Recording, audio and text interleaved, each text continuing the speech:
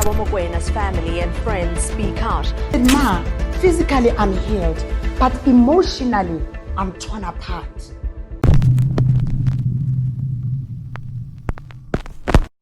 What would you do if someone you knew, a friend, perhaps a family member, a close one to you, was in an abusive relationship, a toxic relationship, perhaps even a violent relationship? Would you intervene? Would you go to the police? What would you really do?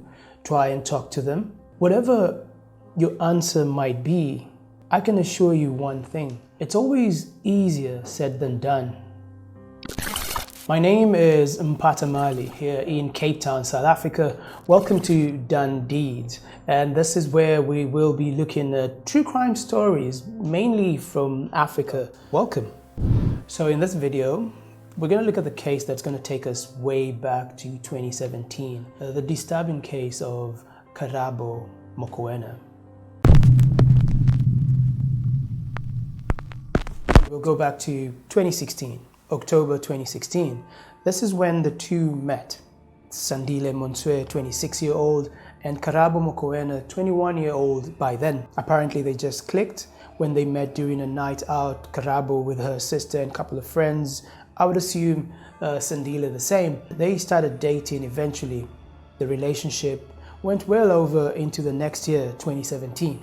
Talking about Karabo Mokoena, an optimist, a go-getter, a future egalitarian, if I should put it that way.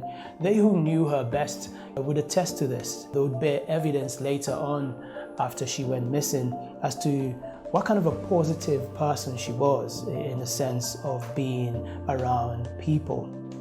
People are not, even with success, people are not interested in where you come from. No one wants to know you're from Soweto. People just want to know how you overcame. People just want to know the solution. Yo, you went through this, and therefore, how did you come out of it? Stop playing victim. The world owes you nothing. Arise from that dark place and be someone. Sandile Monswe, on the other hand, having the fancy cars and also having an apartment in the luxurious suburb of Sandton. So if you're in South Africa, Johannesburg especially, and you've managed to separate yourself from the normal poor riffraffs of society, and you feel like flexing a little bit of your status by residing in this area of Sandton, that could just secure that little bit of praise, that little bit of, this guy has made it. And Sandile appeared to have made it. Hey yo, this is your boy Sandile Mansui from $1 Trillion Legacy, Binary King and Queen Maker. Ain't the king no more, I make kings and I make queens. He had an apartment in the now infamous luxurious complex known as Sandton Sky. And this is where he was staying. Now, 27th of March 2017 was a big day for Karabo. People were trying to get hold of her, family, friends. It was her birthday, her 22nd birthday, but no one could get hold of her. It was a bit strange though. 28th of March, the next day, Karabo is able to get in contact with the family and explains as to why no one was able to get hold of her during her birthday the previous day. At work, I got a call from her. She said she's in hospital, Morningside Hospital. She was beaten.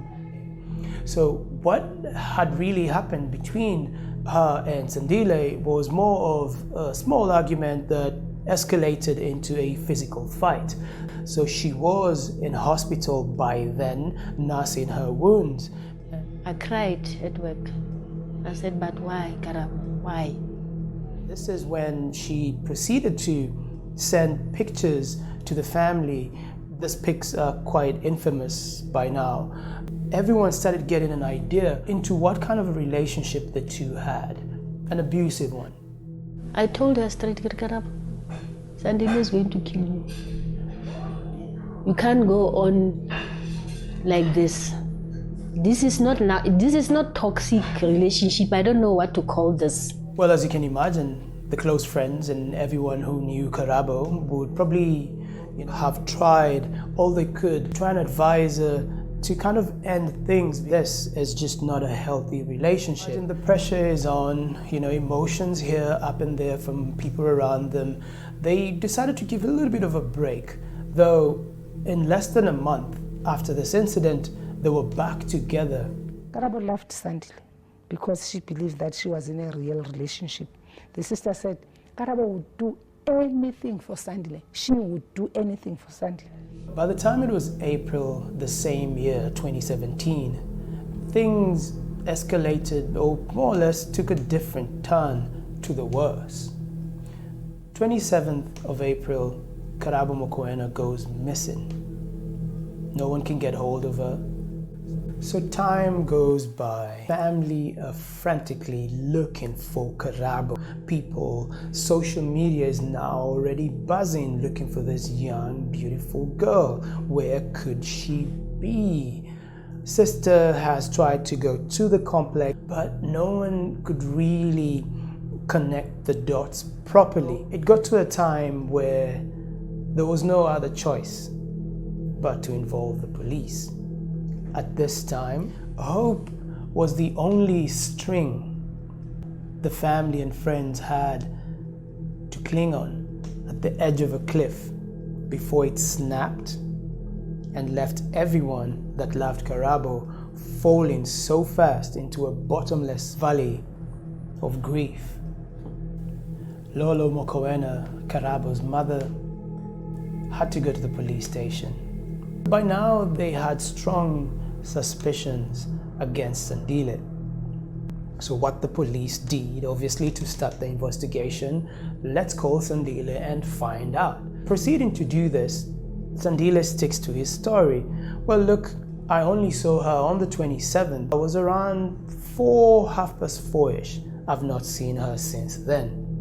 Well, so the police proceeded to ask Sandile if it was okay for them to come to his apartment, to do a little bit of an investigation. They could get a little bit of more clues as to where they could start looking for Karabo Mokoena. So he agreed. So the police got to Santon Sky, and this is where they also proceeded to meet Karabo's sister, who was already there. Sandile arrives, proceeds to go up to his apartment and lets the police in, obviously, to start their investigation. Things start getting a little more interesting. But one thing Sergeant Maseko noticed, the carpet. So the carpet apparently was wet, which was a bit unusual. It's almost like it had just been cleaned. Oh, she proceeded to ask him, hey, why is your carpet this wet though? No, he was like, I'm selling the apartment now. I'm thinking of moving, so I was trying to clean a few things, and that is one of the things I decided to clean, which was a bit odd though. Well, long story short, eventually Sandile was arrested, but the charge was not for murder because they didn't have any evidence at that moment. The only evidence they did have, though, was from the CCTV footage showing that Karabo and Sandile left the building on the 27th of April around 4, so that was right. But they did come back the next day, way early, around 2 a.m. in the morning. I asked Sandile about the whereabouts of Karabo. And he said no. He last saw her on the 27th, around 4 p.m. And this is the only footage that is there showing Karabo alive.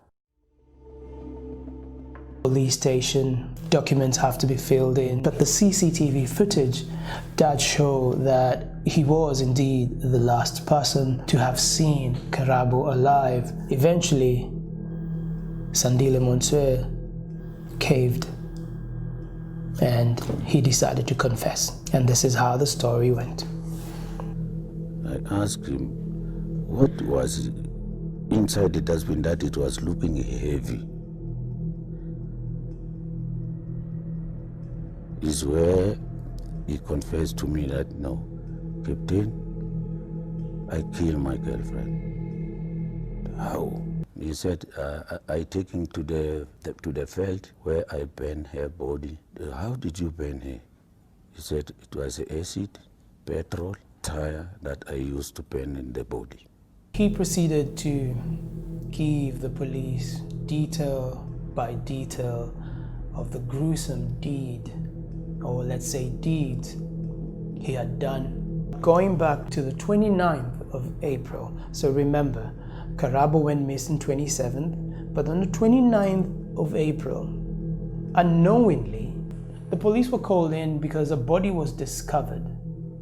So no one at that time knew it was Karabo Mokoena's body, but a passerby wailed early in the morning who was using his usual route saw more of what looked like a burnt mannequin, then eventually discovered it was a human body, so badly burnt that they couldn't get any fingerprints, they couldn't even identify who it was. Exactly 17 days after Karabo sent that message, her body was found here, burning among the rubbish. 27-year-old Manswe is now charged with Karabo's premeditated murder. Behind the horrific crime he stands accused of lies a story of alleged repeated and violent abuse. I tried to be a positive influence in her life, but it's unfortunate that I came into her life at a point where things were already bad. So yeah, maybe I'm guilty of trying to build a person and being the last one there when she collapsed. So the truth of the matter is, I tried my best to make it. This still leads me to the question that I asked you earlier at the beginning of this video. What would you do in a situation like this? We've seen it around us, the multiple couples that get into toxic relationships, but they still somehow stick together. And it's usually where you find that in a relationship like this, clearly one does the loving, the other one is loved. Kind of a very strange, but not strange at the same time, weird of a situation in which I ask you again, if this was your friend or your family member, what would you do? So that's it from this video, and I'd like to thank you for watching, definitely. Until the next video, we'll be trying to upload as much as we can like this. So if you've liked this one, definitely, thumbs up would be great. Let me know, drop me a comment as usual, and we'll see you in the next video.